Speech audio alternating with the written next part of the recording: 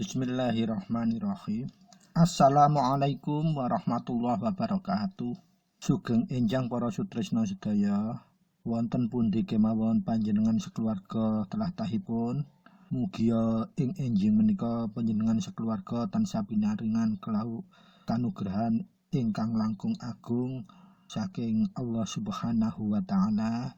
Inggih menika arupi nikmat sehat, nikmat tentrem ayem, boten kirang suatu menapa kemawon, khususipun nikmat iman, nikmat Islam, nikmat ihsan, tuwin nikmat takwa Allah ingkang tansah kagenggem dumateng tekad ginebeng panjenengan gelar gesang wonten ing alam donya menika kanthi estuni iman hakikah.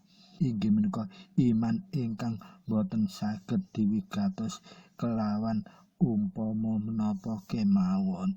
Pramila para sutresna sedaya kenikmatan kala wau mugia kita saged anyukuri minimal kelawan ngungelaken alhamdulillahirabbil alamin. Khususipun kita saged tetep jejegaken napak gesang wonten ing alam donya menika kanthi estunipun ginebengan iman, Islam, ihsan lan ketakwaan dumateng Allah Subhanahu wa taala. Para sutresna ingkang minulya, alhamdulillah pepanggihan kita boten kraos sampun mancik ing edisi 070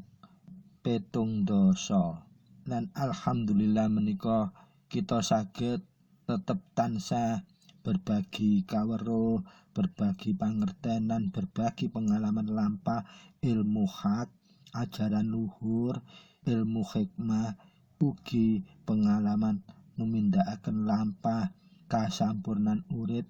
Mugia sedaya ingkang kita tumindakaken inggih menika tansah ngailmu, berbagi kaweruh pangerten lan pengalaman lampah ilmu hakikah menika Allah tansah maringaken kanugrahan ingkang langkung agur dumateng kita sekeluarga, sehingga kita sekeluarga tetep tansah jejegaken lampah menika kanthi gondelan genggaman iman, Islam lan ketakwaan amung dumateng Allah Subhanahu wa taala, Tuhan ingkang maha kuwaos.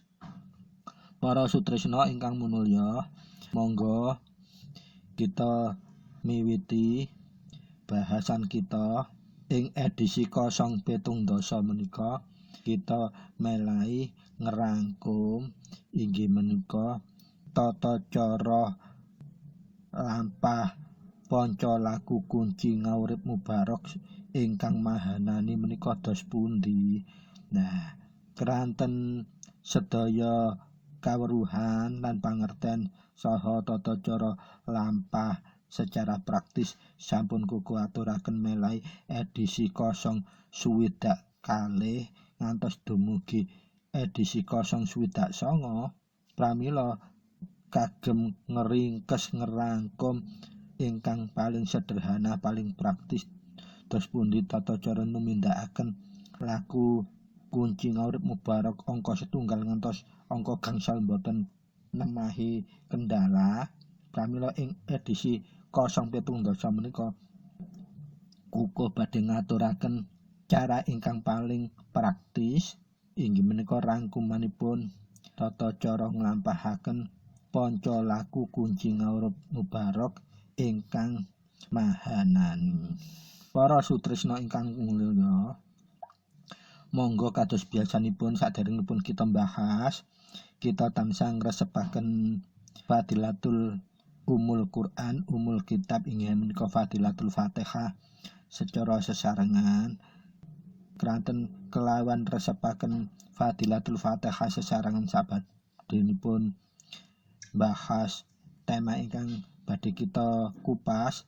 Mugia Allah tansah maringaken anugerah dumateng kita inggih menika arupi hidayatul hidayah kagem daya nailar, daya ngresapaken sedaya ilmu hak ingkang badhe kita pelajari sesarengan kala wau, sehingga sedaya ingkang kita pelajari saged netesaken manfaat miguna lan mahanane dumateng gesang kita sakeluarga. Pramila monggo kita nata niatipun jembaraken penggalihipun lan ngalusaken rasa jati kita kagem tresnapaken Fadilatul Fatihah secara sesarengan kangge badhe miwiti bahasan ing edisi 017 menika. Sumangga. A'udzubillahi minasyaitonirrajim. Bismillahirrahmanirrahim. Alhamdulillahirabbil alamin arrahmanirrahim maliki yaumiddin. Iyyaka na'budu wa iyyaka nasta'in ihdinas siratal mustaqim siratal ladzina an'amta 'alaihim ghairil maghdubi alaihim waladdallin. Rabbighfirli wa liwalidayya amin. Alhamdulillah alhamdulillahi rabbil alamin. Ilahi anta maqsudi wa ridhaka matlubi a'tini muhibbataka wa ma'rifataka la haula wa la quwata illa billahil aliyil azim. Allahumma sholli ala sayyidina Muhammadin abdika wa nabiyika wa rasulika an-nabiyil ummiyil wa ala ali wa sahbihi wa barik wa sallam tasliman biqadri adamati dzatika fi kulli waqtin wahin. Amma ba'd.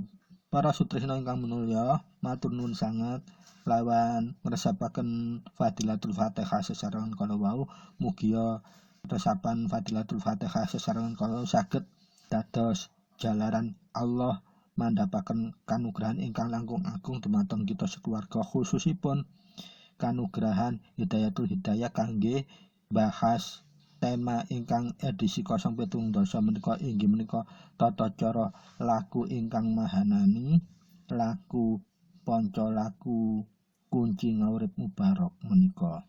Mugia bahasan ing edisi 017 menika tetep saged netesaken manfaat miguna lan mahanani dumateng gesang kita sakeluarga. Allahumma amin. Para sutresna ingkang minulya, monggo kita langsung miwiti mawon.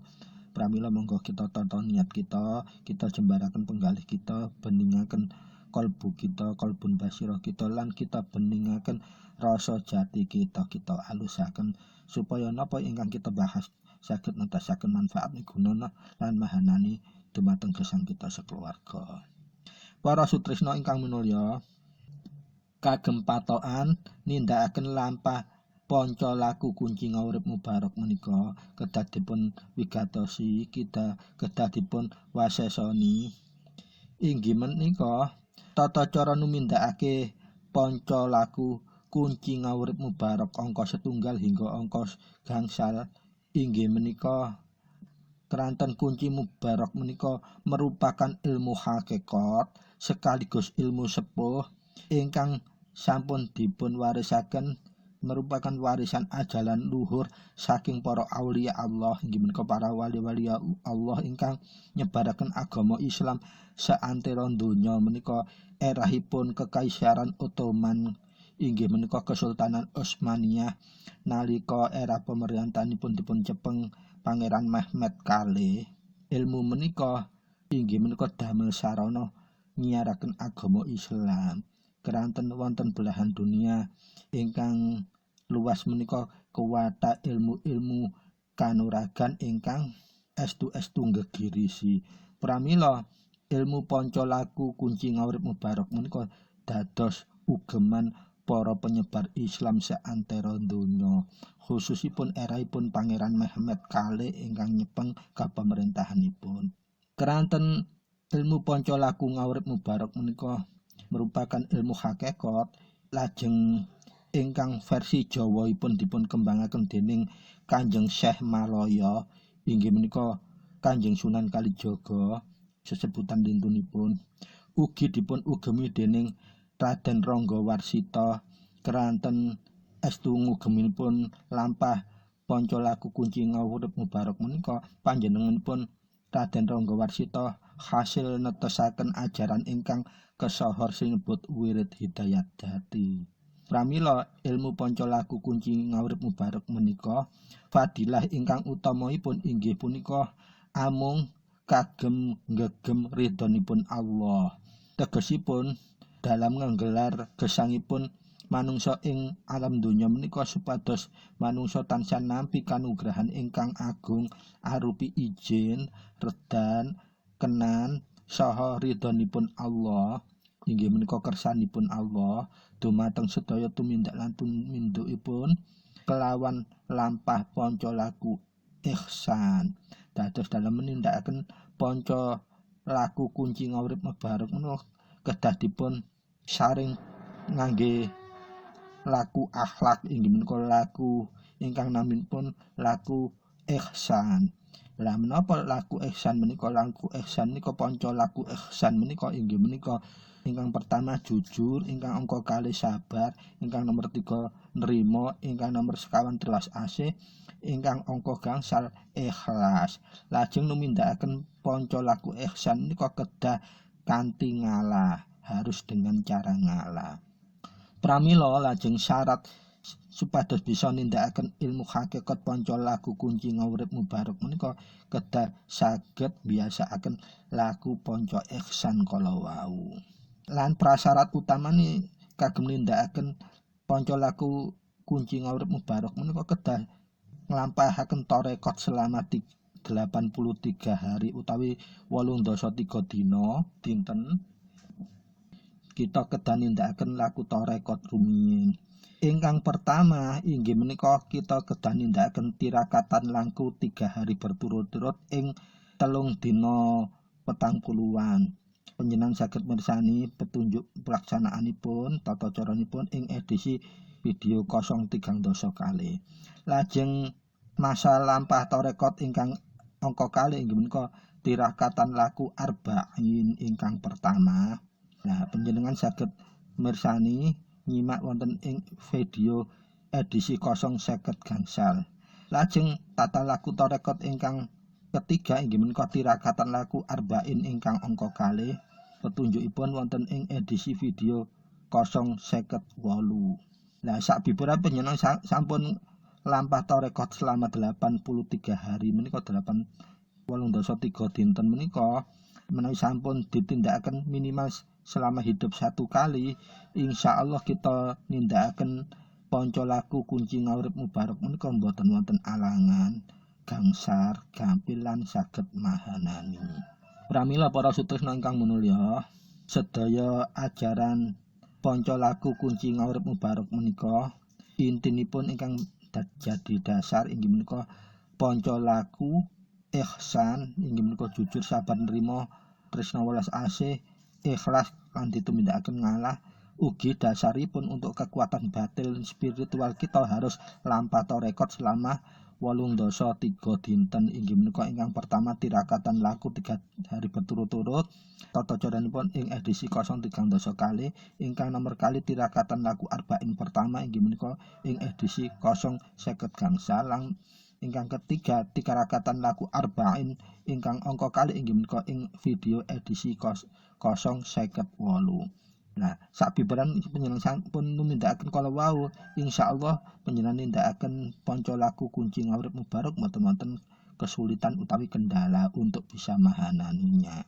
Pramila para sutresna ingkang minulya, dasar ingkang pawenting top urgen kangge lampah panca laku kunci ngurip mubarek menika inggih menika ingkang pertama untuk pembukaan atau pembuka untuk miwiti badhe lampahipun kedah numindakaken palenggah syahadat.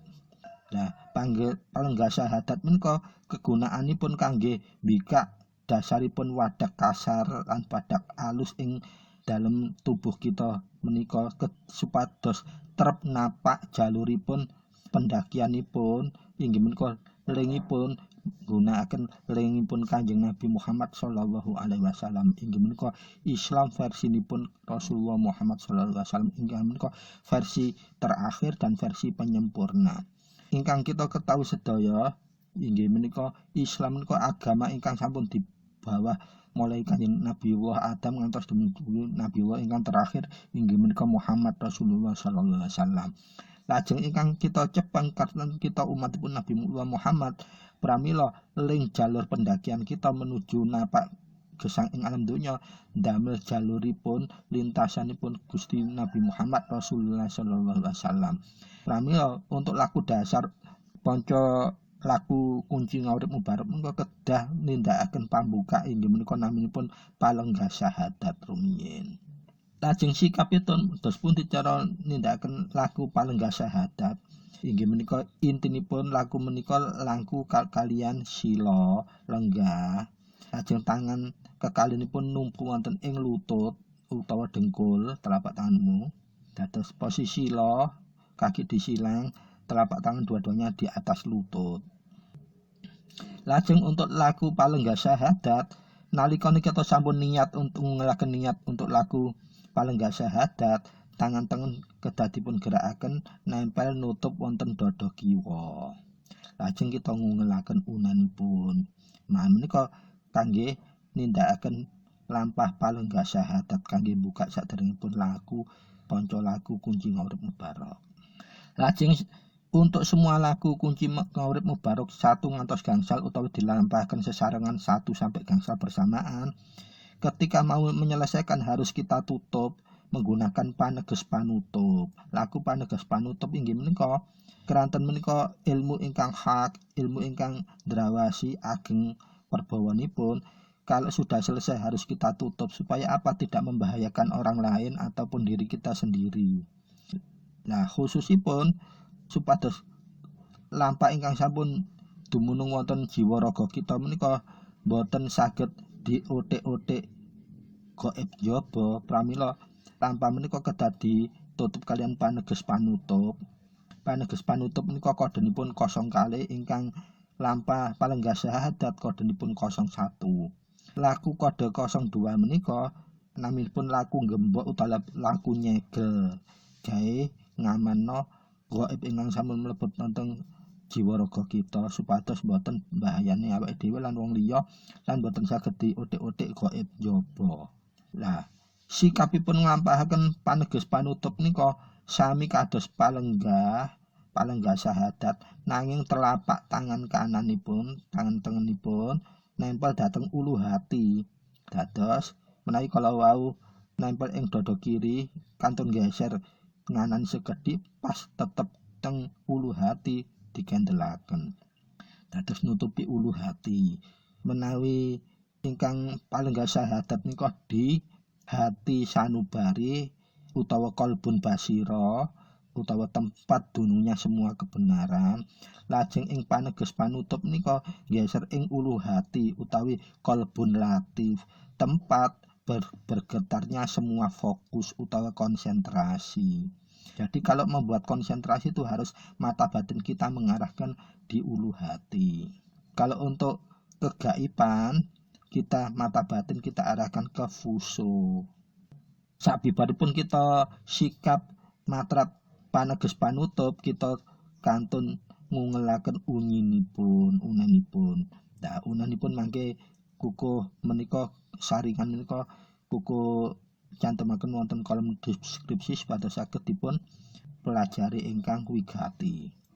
Para sutresna ingkang minulya, lajeng lampah intinipun inggih menika panca laku kunci ngaurip mubarok ingkang kode setunggal inggih menika kunci mubarok setunggal. Kunci mubarok setunggal menika merupakan kunci ingkang induk utawi mbok-mbokane kunci mubarok. Gunanipun menika damel penguatipun power keseluruhan laku. Jadi ini penguatnya ibaratnya charger. Dados pramila untuk laku kunci 2, 3 sampai 5 harus juga diwiwiti dengan kunci mubarok setunggal utawa kunci 1 menika. Keranten menika kagem penguat power utawa chargernya supaya gaibnya itu lebih kuat. Lajeng sikapipun kunci ngaurip mubarok setunggal menika dos pundi?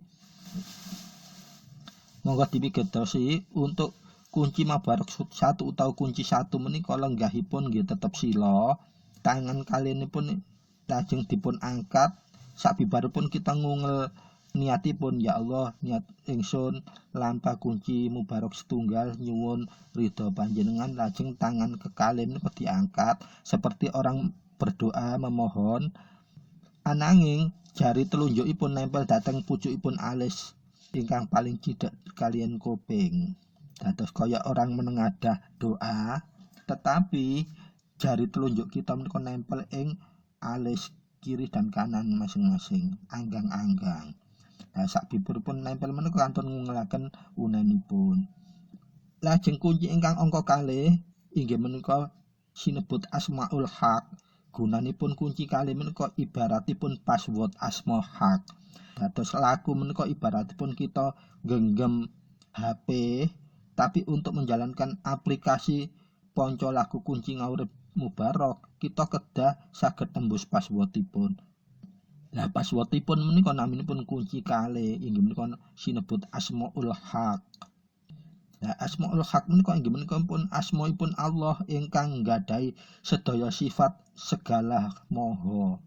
Pramila komunikasi tanpa ngertosi password inggih menika sangat mustahil saged connect, bahkan nyambung. Jur sikapipun lampah kunci mubarok satunggal kalih menika inggih menika sami kados sikap laku palenggah syahadah, saged sami kados laku palenggah syahadah, nanging tangan ingkang tengen ingkang dateng tengah-tengah dada menika ngepel kados tiyang genggam anggang-anggang, nanging jempolipun julur kados tiyang lek badhe nyumanggaken tiyang Jawa. Sumangga panjenengan mriki kemawon ingkang sopan menika lho. Jempol iku nak julur. Nah, jempol ingkang julur kalian gegem menika nempel wonten ulu hati, pucukipun sudutipun ulu hati. Kados sifat palenggah syahadah nanging diarahkan di ulu hati, jempolipun nempel teng ulu hati. Sabibaripun sikapipun nempel dhateng ulu hati, kita siap ngungelaken sesuai dengan petunjuk. Lajeng para sutresna monggo kita mancik kunci ingkang angka 3 inggih menika kunci pangeling sinebutipun pangeling. Wonten lintu ingkang nyebut pameling. Keranten napa wanci kunci angka 3 menika artosipun pesen, kita order terlebih dahulu utawa meling rumiyin. Lah sing diweling iku keranten ingkang kagungan sedaya maha, pramila kedah kagungan katrapsilan. Nah, katrapsilan menika sinebut kunci mubarok 3. Inggih menika gunane kangge ngajuaken pesen utawi meling ateges order utawa bener-bener pesen ingkang khusus kangge napa nginggahaken sedaya sejo karep panyuwunan supaya kesaring dening karsanipun Allah, ijinipun Allah, kenanipun Allah, ridhonipun Allah. Keranten badhe arep nyuwun menawi kita sampun pesan rumiyin meling rumiyin menika supados kita sampun kados daftar untuk antri rumiyin. Lah ibarat pun tiyang sampun antri daftar rumiyin mestine wis didhisikno kok gawe jawabe. Lah lajeng sikapipun sami kados kunci angka setunggal menawi nindakaken cara nindakaken sikape sama seperti kunci angka setunggal. Lajeng kunci ingkang angka sekawan inggih menika kasebut pawasesa. Pawasesa menika gunanipun kangge masisaken utawi ngawasna, nelitina, ngawaspadhaake sedaya aktivitas tumindak tanduk kita ingkang badhe kita lampahi supados napa supados wasis utawa teliti utawa waspada utawa terang utawa aman utawa nyaman sesuai ridhonipun Allah. Dados kita badhe tumindak napa mawon urusan donya, urusan ibadah, tumindak sepele arep dahar, arep apa main menawi saged kita nindakaken pawasesa rumiyin supados napa boten wonten gaib njaba ingkang cawi-cawi ganggu utawa nelisipi. Lah menika kawaskitanipun kunci angka sekawan menika. Lajeng sikap kita nimundakaken kunci mubarok angka sekawan menika inggih menika sami kados kunci ingkang angka setunggal.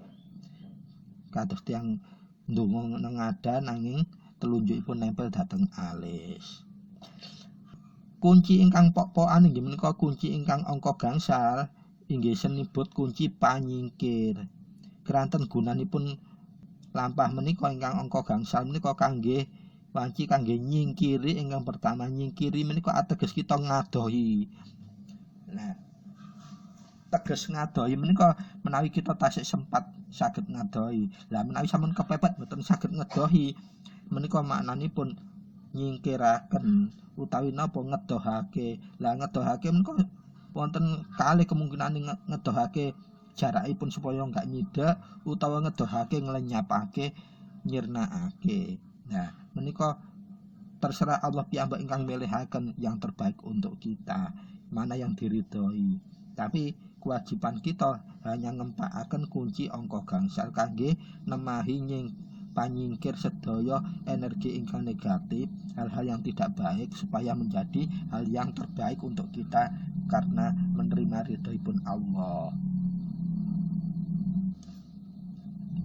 Pramila para sutresna ingkang minulya, kunci gangsal menika ing era ipun para waliullah penyebar agama Islam ing tanah Nusantara, banyak yang menyikapi bahwa ini seperti ilmu kanuragan. Karena apa? Bisa untuk menyingkirkan energi negatif kanuragan napa kemawon, menghadapi energi negatif napa mawon kanuragan napa ilmu gaib ingkang lintu. Ananging menawi ponco lagu kunci ngaurip mubarak menika monggo kita wigatos di garis bawahi tujuan kita hanya merengkuh ridhonya Allah, izinipun Allah, kenanipun Allah, boten lintu. Menawi wigatosipun dados manfaat damel ngadepi napa kemawon yang sifatnya gaib, ternyata manfaatipun luar biasa. Lah menika klebu panci menika ridhonipun Allah. Aki boten tujuanipun kangge kanuragan kados kala wau.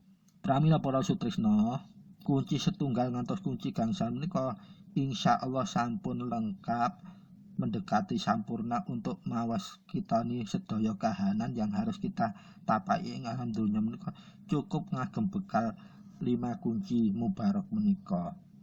Dan ini bisa untuk menegakkan syariat kita supados napa?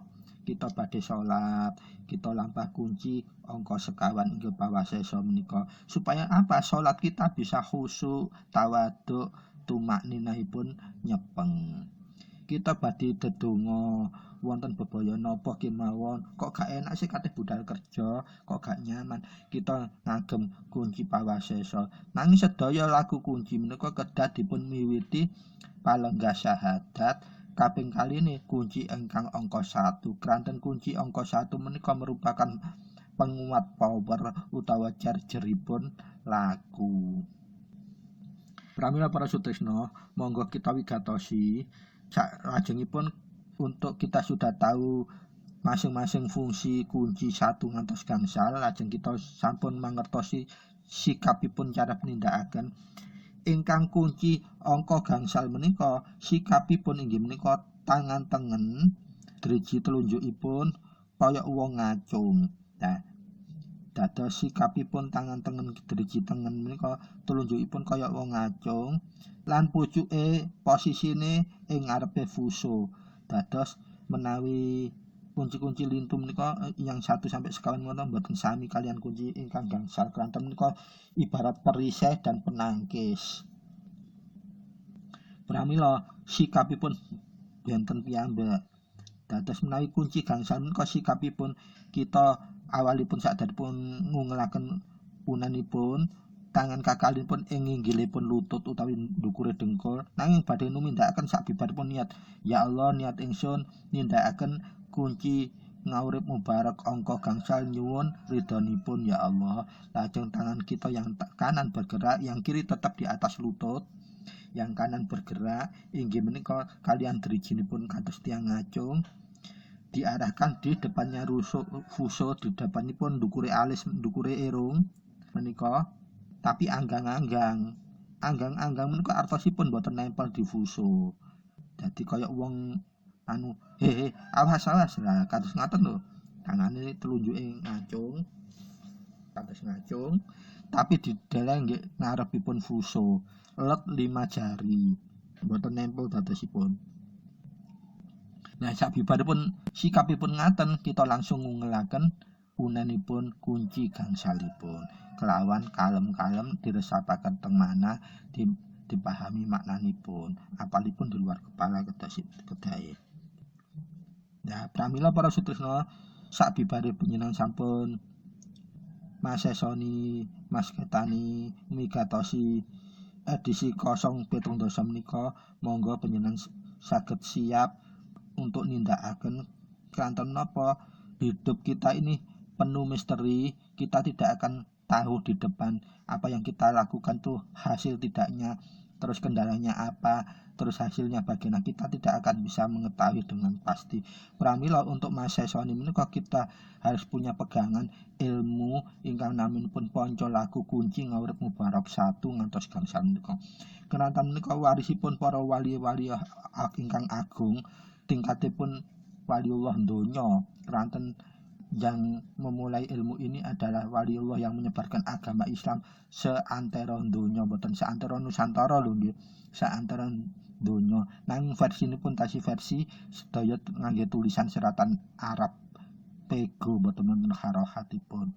Dan alhamdulillahipun kita tasih saged mewarisi meskipun tidak langsung dari gurunya. Menawi kukuh menika saking tumurunipun saking Mbah kakungipun kukuh piyambak inggih Mbah Ahmad Tahir almarhum. Nah, alhamdulillah menika tasih saged kukuh bagiaken dumateng para sutrisna ingkang mulya, mugi saged tetep netesaken manfaat miguna lan mahanane kagem nata gesang kita ing alam donya supados tetap di bawah naungan ridhanipun Allah, sehingga manfaatipun gunanipun saged manfaati migunani mahanane dumateng kita sekeluarga. Nah, keranten menika sedaya sampun kuku aturaken secara gamblang, kantun napakaken, kantun numindakaken. Nah, khusus untuk edisi 070 menika rangkumanipun kuku badhe lampiraken wonten kolom deskripsi, monggo dipun migatosi. Lajeng menawi wonten kirang lan langkungipun kuku nyuwun gunge pangaksami, mugi saged manfaat menika ingkang kuku aturaken, khususipun dados ilmu ingkang manfaat klebu amal jariyah berupa amal ilmu ingkang manfaat dumateng kita sekeluarga. Billahi taufiq wal hidayah, biridha wal inayah. Wassalamualaikum warahmatullahi wabarakatuh. Matur nuwun sanget. Dugeng pepanggihan malih ing edisi salajengipun inggih menika edisi 070 setunggal. Matur nuwun.